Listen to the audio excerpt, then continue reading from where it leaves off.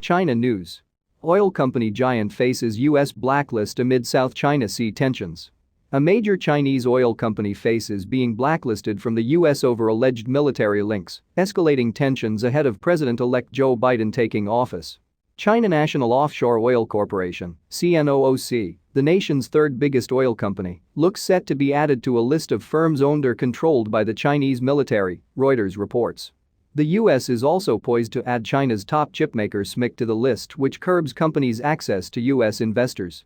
Earlier this month, Reuters reported the US Department of Defense's plans to add 4 more companies to the list, bringing the number of Chinese firms affected to 35. The Defense Department (DoD) did not respond to a request for comment. CNOOC has operations in the South China Sea, which have been a source of tension because China claims drilling rights within 200 miles of neighboring countries, such as the Philippines and Vietnam. The executive order is designed to deter US investment firms, pension funds and others from buying and selling shares. The plans are seen as an attempt by outgoing President Donald Trump to maintain a hardline position on Beijing.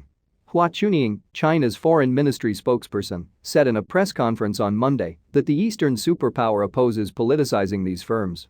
Ms. Hua said, "China firmly opposes the politicization of the relevant Chinese companies and hopes that the US side will provide a fair, just and non-discriminatory environment for Chinese enterprises to invest and operate in the United States, instead of abusing the concept of national security to impose sanctions or discriminatory restrictive measures on Chinese enterprises, or to erect obstacles and barriers to normal exchanges and cooperation between China and the United States."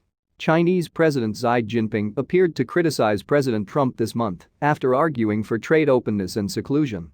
He said there will be no decoupling of China's super-sized economy from the global system. Mr. Trump has imposed more than $360 billion (£268 billion) of tariffs on Chinese goods since becoming president.